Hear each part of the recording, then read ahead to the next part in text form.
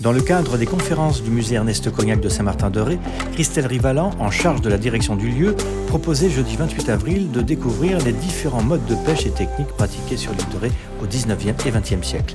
Île de Ré TV, toujours très à l'écoute des rendez-vous du musée Martinet, est allée rencontrer Christelle Rivalan pour évoquer ces modes de pêche qui continuent encore aujourd'hui, enfin pour certains. J'ai présenté au musée une conférence sur la thématique des pêches de Ré. On insiste sur le pluriel parce qu'il y avait plusieurs techniques de pêche pratiquées sur le territoire.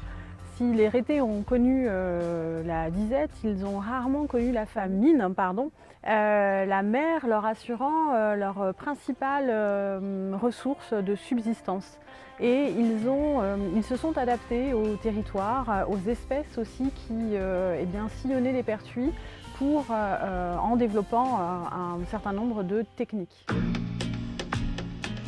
Île de Ré TV, l'actualité rétaise. Alors la période étudiée est plutôt 19e et début du 20e siècle. Les modes de pêche vont se modifier, et notamment avec l'introduction de la pêche de loisir.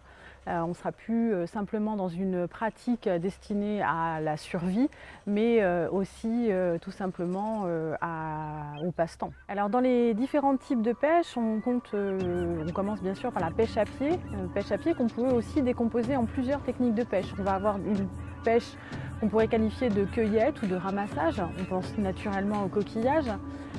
Une pêche de chasse où là la proie va se débattre un petit peu plus et on va utiliser un outillage particulier. Et puis bien entendu les pêches de piège que sont les filets, les bourgnes et bourgnons et bien entendu et sans doute le piège le plus identitaire de l'île de Ré que sont les écluses. On peut aussi citer une pêche très particulière qui n'est pas destinée à une alimentation mais qui a une importance capitale sur le territoire, qui est la pêche au sard, donc la récolte du goémon qui va servir à amender les terres. Donc on est toujours aussi dans une exploitation des ressources de la mer à des fins alimentaires. On a également parlé du matériel spécifique de la pêche de nuit, puisque pour la pêche de chasse ou la pêche dans les écluses, il fallait s'équiper notamment en éclairage, et il y a toute une espèce de légende ou au moins d'image sulfureuse par rapport à cette pêche de nuit qui a survécu sur l'île.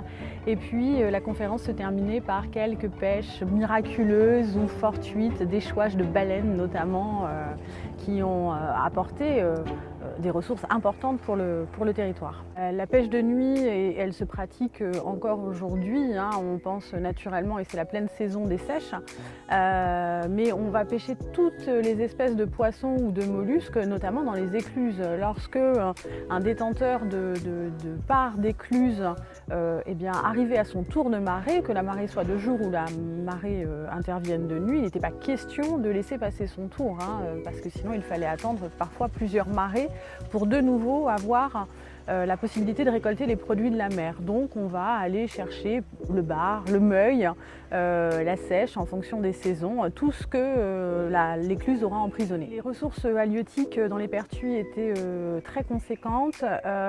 Il y avait une conscience écologique forte de la part de la population, c'est-à-dire qu'on ne pêchait pas n'importe quoi à n'importe quelle saison.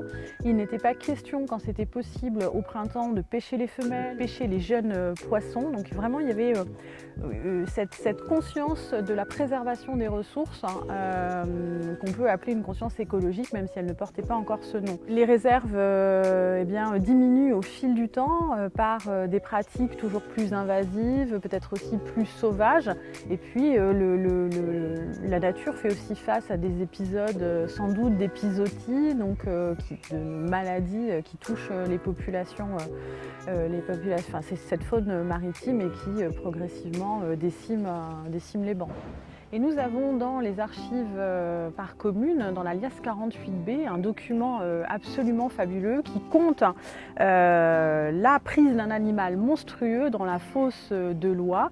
Ce document, qui est une centurie, donc qui est a priori une prédiction en quatrain, aurait été retrouvé à la suite d'un grand vent en 1645 sous la tour du Garrot, aujourd'hui connue sous le nom de tour de la Lanterne.